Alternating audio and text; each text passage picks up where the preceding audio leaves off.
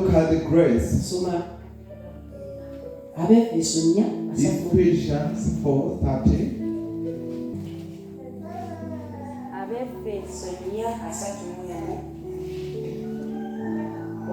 Okukawa kwonna n'obusungu n'obukambwe Efeso 4:2 era mubeerenga n'obulungi mwekkana mwekka obwakwatibwa ekisa era mubeerenga n'obulungi mwekkana mwekka abakwatibwa ekisa nga musonyiwagananga era nga Katonda bwe yabasonyiwa mu Kristo. Mukama yeebazibwe. Amen. Wano tubeerenga n'ekisa. That let's have mercy. If you have mercy, it brings you to love someone. If you have mercy, it can bring you to help. In Matthew chapter 5 verse 7, blessed are those who are merciful, for they shall be. It means all the steps you go. There are things you do when they are not prayers, but you've done it because there's something that has been spoken about. And the word of God, and then God has to do it. You've not taken that sacrifice of praying over sin. But because you've done that, God will bless this one. So those who take the sacrifice, we are entitled to have the mercy, so that we take those steps. There is someone who can do consequence annoys, but someone who has this mercy, when someone needs grace, then you have to sympathize just, and then you pray so that let's look at the goodness. 11. Yohana 10:11 Nze musumba omulungi. Musumba omulungi awaayo obulamu bwe olw'endiga. Mukama yeebazibwe. Kati omuntu alina obulungi oba alina ebintu ebirungi. So a person who has good things. Yesu yali ayogera ku muntu, ayogera ku tterekero. God was talking about that a good person brings out the good thing from his head. So a good person gives in his life on behalf of the people. Someone who has the goodness of God endures because of the kingdom of God. Amen.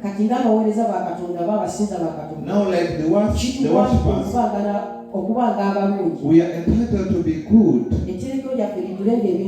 So our treasure is filled with good things. Let's look at faith. Luke 18:17.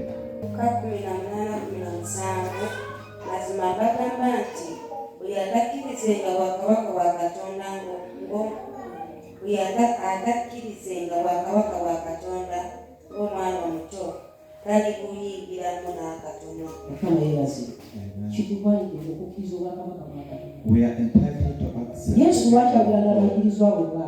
Jesus was walking with his disciples that whoever will not have faith in the kingdom of God as a young kid, it means we need to accept the things that may take out those precious things that we see that they have to be like this, that they have to be like what we want, so we may accept those if the Lord wants, so we may accept those of the kingdom of God. Because the kingdom of God is heaven, even though it is revealed in the world, so we need to accept whatever comes from Him. As this year they told us to take the sacrifice of worship. I know some people have some of these things. Maybe you have love, but you don't have mercy. It's not patience. Amen. Namugamba n'okwagala kuyinza kutambulako mu ngeri etali nnungi. When your love is in different ways because you have only love. Okwagala okwo bwe kubeerako ssaddaaka. But if that love has a sacrifice of God, olaba nga kukola you see that it works. ekigambo kya Katonda. The word of God. Okukakkamu. Let's look at okukakkamu. Nsoma Matayo 18 awasookera ddala olusooka. 18 olusooka. Nsoma ennyiriri 3. Mu kiseera ekyo abayigirizwa ne bajja eri Yesu ne bagamba nti, "Kana ndi omukulu mu bwakabaka obw'omu ggulu, n'ayita omwana omuto n'amuyimiriza wakati waabwe.